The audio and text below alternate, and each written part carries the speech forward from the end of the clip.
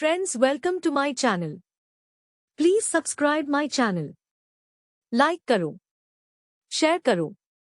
इस वक्त सूरज जैसे सरों पर मौजूद थे, हर तरफ आग बरस रही थी। गर्मी की शिद्दत की वजह से लोग बाहर निकलने से गुरेज कर रहे थे और घरों में दरवाजे खिड़कियां बंद किए बैठे थे। ऐसे में लोड शेडिंग होना किसी अजाब से कम न था। जिन लोगों के घरों में जनरेटर और यूपीएस जैसी सहूलतें मौजूद थीं वो सुकून में थे, और वो बेचारे जो इस नेमत से महरूम थे गर्मी से बुलबुला रहे थे। मैं जल्दी काम निपटा रही थी। काम वाली मासी नज़ीरा सफाई कर रही थी। मेरे बच्चे स्कूल गए हुए थे और शौहर ऑफिस जा चुके थे, इसलिए इस वक्त मैं अकेली ही घर में होती थी।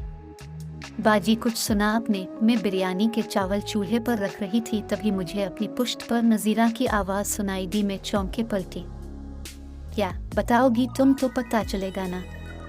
और मुड़कर चावल में नमक डालने लगी। वो जी, आपके सामने वाले फ्लैट में एक औरत शिफ्ट हुई है ना?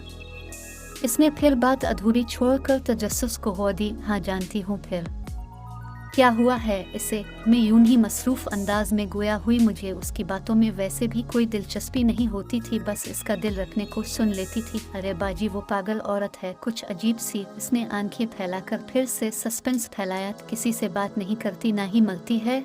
अलिफाफ नज़ीरा, एक तो तुम मफरूज़े बहुत कायम कर लेती हो। अभी बेचारी 2 दिन पहले ही तो यहाँ शिफ्ट हुई है। इसकी किसी से जान पहचान नहीं है। और फिर कुछ लोग होते ही तन्हाई पसंद, जो ज़्यादा लोगों से मिलना जलना पसंद नहीं करते।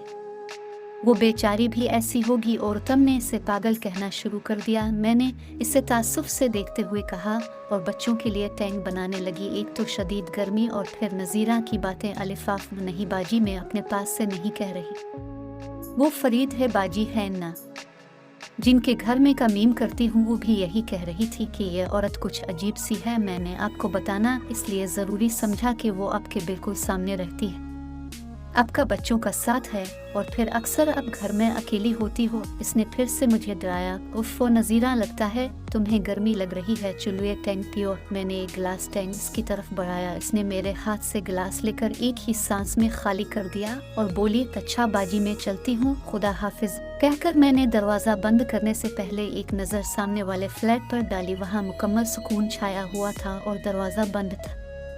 मैं सर झटक कर नज़ीरा की बातों पर मुस्कराती हुई अंदर आकर बिरयानी दम पर रखने लगी। बच्चे बस आने वाले थे। मैंने जल्दी रायता और सलाद तैयार किया, तभी बच्चे भी आ गए। अस्सलाम अलैकुम उम्मी।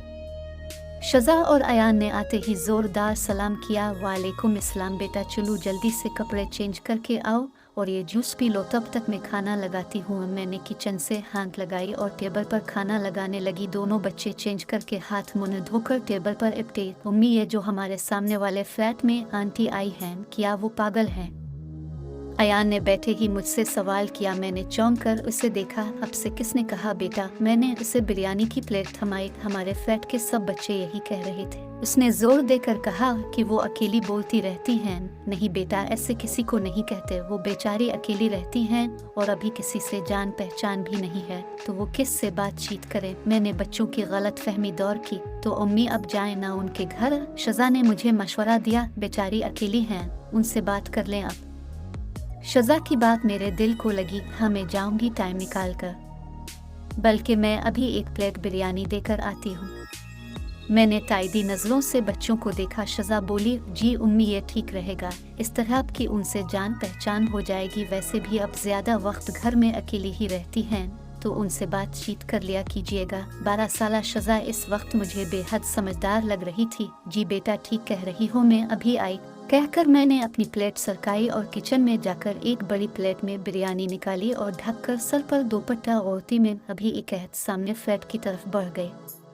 दरवाजे पर खड़ी होकर मैंने कुछ देर सुन गिन लेने की कोशिश की, क्योंकि अंदर से बातों की आवाज़ आ रही थी। लेकिन गौर करने पर पता चला कि शायद अंदर वही औरत किसी से फ़ोन पर बात कर रही है, क्योंकि इसके अलावा कोई दूसरी आवाज़ सुनाई नहीं दे रही थी।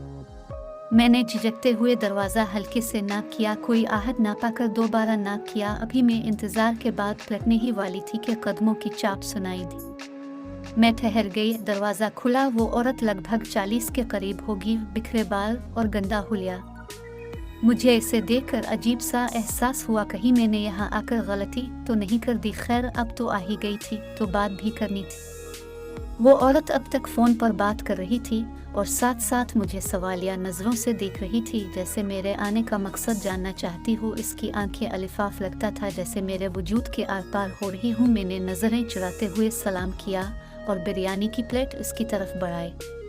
वो मैं आपे के सामने वाले फ्लैट में ही रहती हूँ, सोचा अब से मिलकर आऊँ। मैंने अपना तारुफ करवाया तो इसने पहली बार मुझे मुस्करा कर देखा तो मेरी धारस बंधी और जवाबा में भी मुस्करा दी, लेकिन फ़ोन अब तक इसके कान से लगा हुआ था जिस पर वो हंस हंस कर बात भी कर रही थी। इसने पूरा दरवाज़ा खोलकर मुझे अंदर आने की दावत दी। बहुत खुशी हुई आपसे मिलकर, आइए अंदर तशरीफ़ लाइए। इसके लहजे से लग रहा था कि वो पढ़ी लिखी तालीम याफ्ता औरत है। मैंने इसके बारे में गलत बातें करने वालों पर लानत भेजी। बेचारी इतनी अच्छी तो है, इतनी बा अखलाक, इतनी तमीज़दार तुफ है लोगों की सोच पर।